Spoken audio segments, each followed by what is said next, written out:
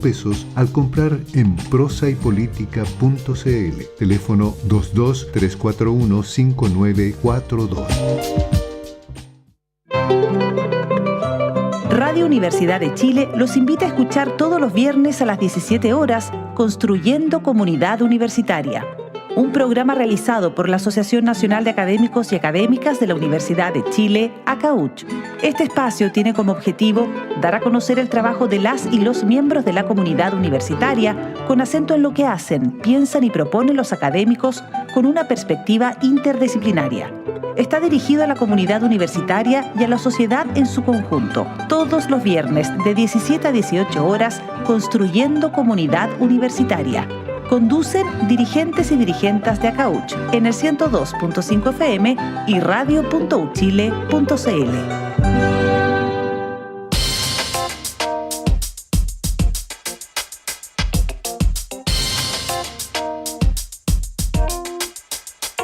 Y estamos ya de vuelta en Política en Vivo. Oye, Yarna, te quiero contar una cosa. Fíjate que internaron un poquito de urgencia al senador Insulza.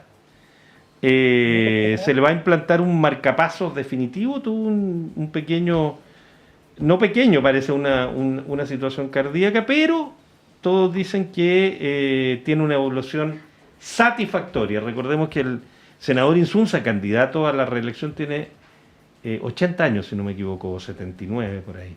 Así que bueno. Candidato a la reelección, pero no por su región. No, por Valparaíso, actual, ¿no? No por Valparaíso, exactamente. Oye, bueno, pero para seguir conversando del mundo y de cómo se mueve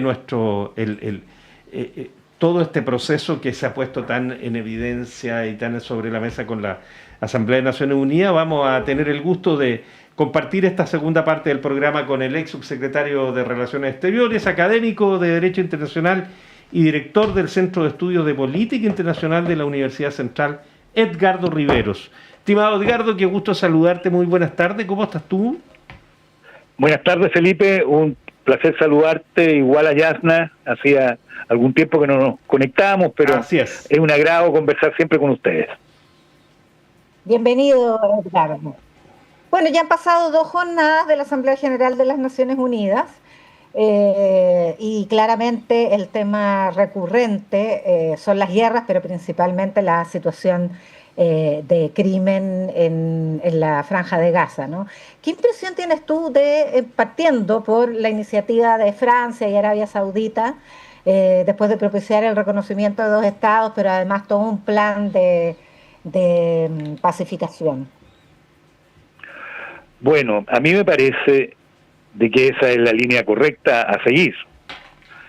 Después de la guerra de los 6 días, el año 1967, a los 6 meses de esa guerra, el Consejo de Seguridad de Naciones Unidas, órgano que cuesta tanto que adopte resoluciones, adoptó una resolución específica que habla de la necesidad de asegurar la existencia de 2 estados con fronteras seguras y reconocidas internacionalmente. Eso, hasta el día de hoy, ciertamente se ha frustrado. Y eso se ha frustrado particularmente porque han triunfado las posiciones radicales o radicalizadas que han hecho imposible avanzar en acuerdos. El año 1993, los acuerdos de Oslo abrieron una esperanza. No era un punto de partida, no era un punto de llegada, pero era un punto de partida muy importante para los efectos de realizar un diálogo entre palestinos y israelitas que condujeran a un resultado como ese, que se reconocieran recíprocamente, que definieran sus territorios y que en definitiva se pudiera lograr una paz estable. Triunfaron las posiciones radicalizadas. Al poco tiempo fue asesinado Rabin en Israel por una persona que obedecía a esas posiciones radicalizadas. Y vino después el gobierno de Netanyahu ya a esa altura de la década del 90, y la OLP, nada menos que con Yasser Arafat a la cabeza, fue vencida por Hamas políticamente en la Franja de Gaza. Y desde allí ha sido imposible reconstruir un clima y un esquema que pueda llegar a una solución. Lo que están planteando, por lo tanto, Arabia Saudita y Francia se inscribe en ese objetivo que no debiera ser abandonado.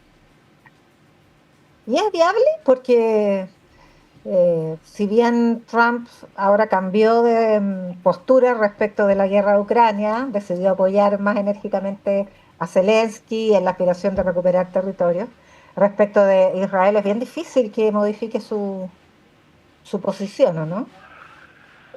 Así es, porque, bueno, un punto esencial para abrir alguna perspectiva mínima de diálogo es que se produzca un alto al fuego.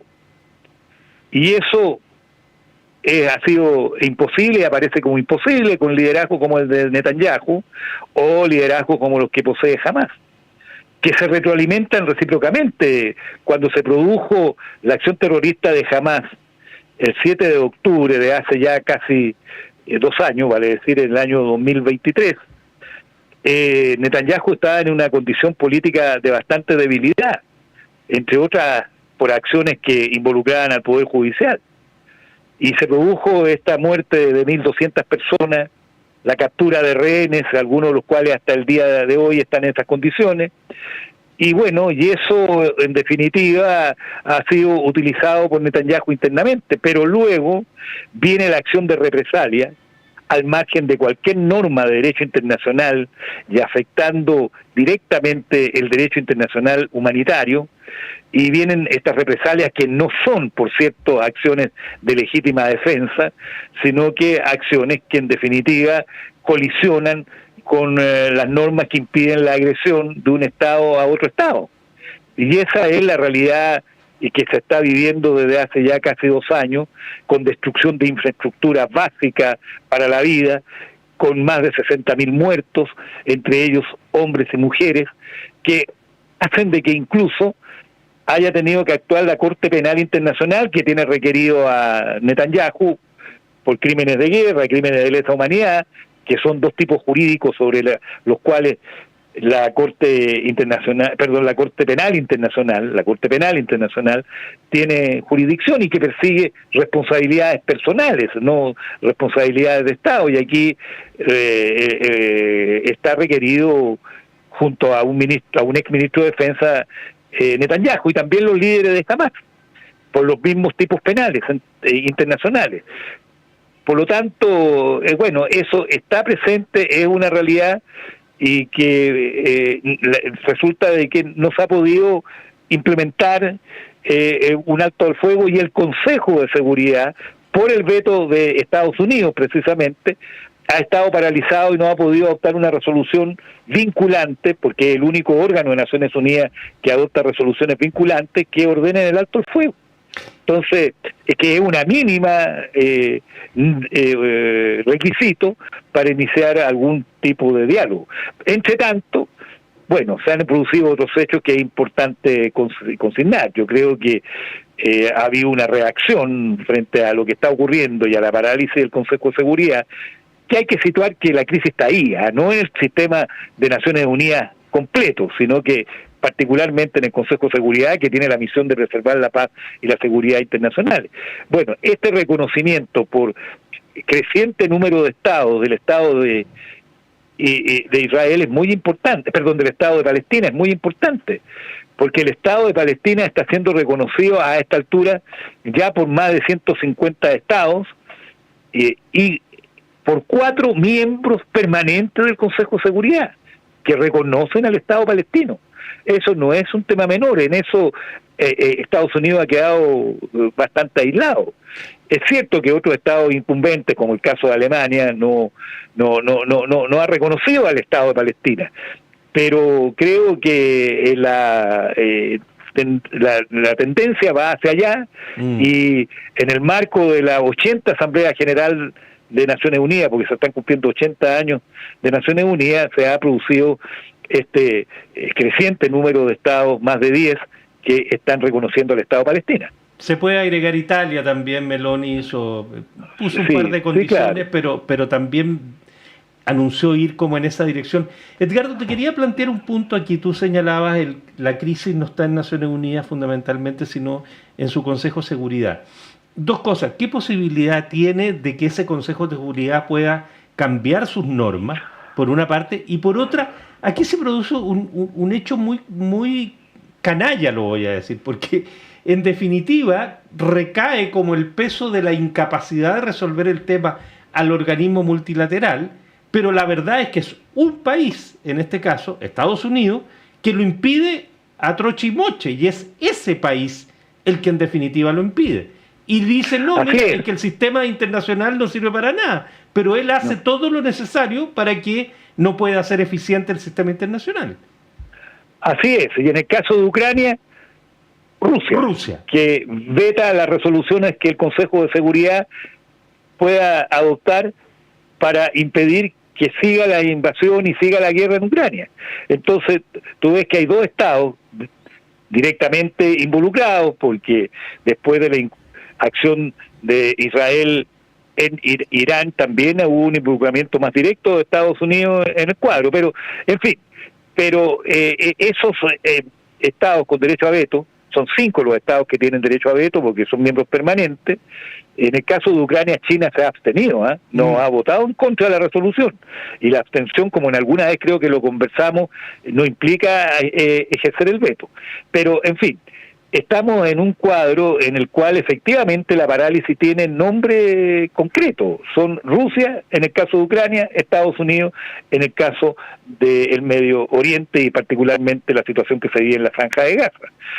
Y pareciera que todo el sistema en definitiva está en crisis y está motivada por ese accionar. Por eso que la reforma a la Carta de Naciones Unidas y particularmente al Consejo de Seguridad es muy importante y muy significativa, pero va a demorar un tiempo. Mientras tanto, yo creo que de alguna manera otro órgano como la Asamblea General, que sus resoluciones no tienen fuerza vinculante, sino que son recomendaciones, pero tienen una fuerte incidencia y un fuerte valor moral y político, debieran seguir insistiendo en esta línea que han estado promoviendo algunos estados, de llamar al alto el fuego, de la existencia de 2 estados con fronteras seguras y reconocidas internacionalmente, y por esa vía cubrir algún poco, de alguna manera, digamos, el vacío que está dejando la actuación del Consejo de Seguridad por las razones que estamos comentando.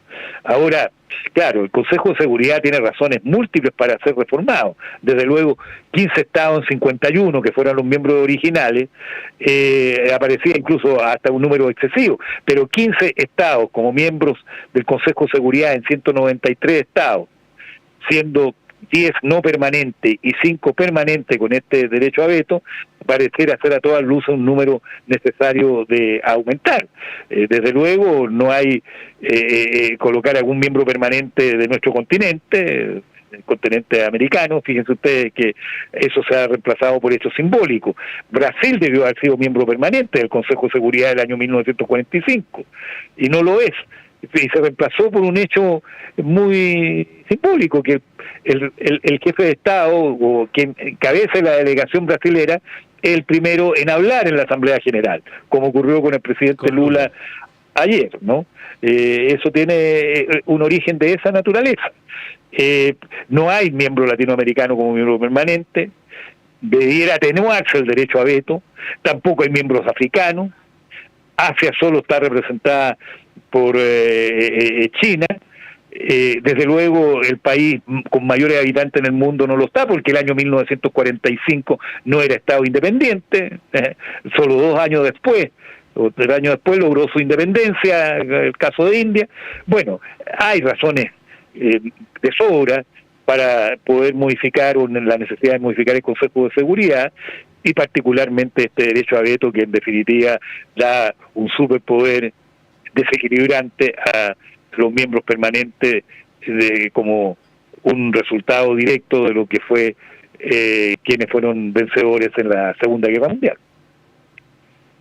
Edgardo, ayer llamó la atención la intervención del presidente Boric, desde luego por la proclamación de Michelle Bachelet, pero antes de eso quiero preguntarte por lo otro que llamó la atención y es su alusión a Donald Trump. No lo menciona con nombre y apellido, pero se refiere a él, a sus mentiras, a la insolencia de sus mentiras respecto del cambio climático, por ejemplo. No es primera, hoy día volvió a hacerlo también en la cumbre de líderes progresistas. Y hay preocupación en la oposición, sobre todo porque eso pudiera tener algún tipo de represalia. Ahora es una preocupación que se ha repetido varias veces sin que exista esa represalia. ¿Tú crees que es una preocupación eh, sustentable? Yo pondría acento en otro ámbito, que es el siguiente. Chile, en el ámbito multilateral, y en su política exterior en general, ¿no? También en lo bilateral, pero aquí estamos situados en lo multilateral, con el órgano más representativo en esta materia, que es Naciones Unidas.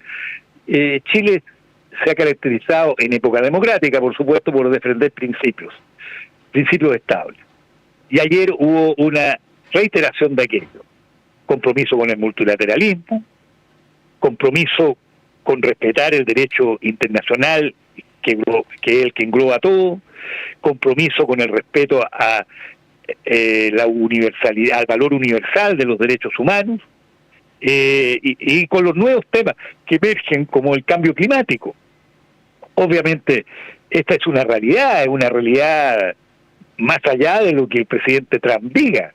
El equivocado aquí no son los que están constatando la existencia de una nueva realidad con el cambio climático o con la emergencia de pandemia. Ya llevamos 7 en lo que ha corrido del siglo. En estos 25 años han habido 7 pandemias con devastadores consecuencias. La más gravosa, por supuesto, fue el COVID-19, bueno, el COVID-19, el COVID fue la más gravosa de las pandemias, y el COVID, bueno, necesitó de una acción multilateral también, con todas las precariedades existentes, incluso con problemas financieros. Pero yo me pregunto qué hubiera sido de la respuesta internacional al tema del COVID, a la pandemia del COVID, si no hubiera ahí una OMS que, entre otras cosas, ordenó bastante el tema de las vacunas. Entonces, claro, para Trump, que tiene un ministro de salud que es antivacuna, este tema pareciera no existir, ni las pandemias, ni el tema del cambio climático, pero eso es una realidad. Y al referirse a estos temas emergentes, el presidente Boric, bueno, yo creo que en definitiva está en una línea de continuidad y de respaldo, como digo, a los principios y a los propósitos básicos de la organización internacional. Y yo pondría acento más bien en eso, que en algunas conjeturas sobre lo que pudiera ser o no ser la reacción del presidente Trump. Bueno, en todo caso, el discurso del presidente Trump también merece muchos comentarios. Muchísimo. Edgardo, por último, nos quedan un par de minutitos, pero ¿tú crees viable, da la impresión de que pudiera salir desde la Asamblea General una declaración que podría ser apoyada de manera muy sustantiva por la inmensa mayoría de los países ahí representados, pidiendo el alto al fuego, pidiendo una intervención del Consejo de Seguridad directa y definitiva? ¿Tú crees que si hubiese esa declaración, primero, si puede haberla, si tú crees que podría ser, y segundo, si tendría capacidad incluso con esa consideración el gobierno de Estados Unidos para seguir vetándolo? Bueno, podría ser una alternativa. La Asamblea General, de acuerdo al artículo 10 de la Carta de Naciones Unidas, tiene la facultad de discutir cualquier tema. Y la verdad es que esto hay que congeniarlo con el artículo 12 de la misma Carta, que impide que la Asamblea General trate temas que están siendo conocidos por el Consejo de Seguridad. Pero si el Consejo de Seguridad no ha podido adoptar resoluciones porque hay un veto que se ha ejercido y está paralizada, a mi juicio, bien interpretado, como además se ha hecho en otras oportunidades con la resolución 1 Propasa, entre otras cosas, en el año 1950, pudiera la Asamblea General, por cierto, adoptar una resolución en el sentido que tú indicas. Y aprovechando además el hecho de que como lo hemos señalado, las Naciones Unidas está cumpliendo 80 años de existencia, porque fue creada el año 45. Además, Chile es miembro originario de la organización. Fueron 51 los miembros originarios, 50 propiamente tal, y después se agregó Polonia, y por lo tanto se considera también a Polonia como miembro originario. Hoy día son 193 estados, entonces, como lo dijimos hace un rato atrás. Por lo tanto, yo creo que sería oportuno que hubiera un pronunciamiento de la Asamblea General llamando un alto al fuego en Gaza. Edgardo Riveros, ex subsecretario de Relaciones Exteriores, además de diputado y otros cargos, por cierto. Te queremos agradecer, como siempre, director del Centro de Estudio Política Internacional de la Universidad Central. Como siempre, un gusto compartir el programa contigo, Edgardo. Muchas gracias por tu gentileza. También para mí, Felipe, y también y Yacna, un placer haber conversado con ustedes y muy buenas tardes. Gracias. Ya, pues nos vamos. Fernando Sepúlveda y Tania González ha estado en la producción periodística, Patricio Núñez y Ariel Acevedo en la puesta al aire. Yana, te quiero invitar a que te sigas muy atenta con la programación de nuestra radio, porque desde la sala máster nos llega, retroproyección de la Academia Nómade. Esto es un viaje sensible por 13 años de creación colectiva, donde el teatro, la literatura, la filosofía, la música y los sentidos se entrelazan en un cruce feliz de saberes y resistencia. Toda una experiencia sensorial, racional y artística que nos ofrecen a partir de los 2 minutos siguientes. ¿Seguimos mañana? Hasta mañana.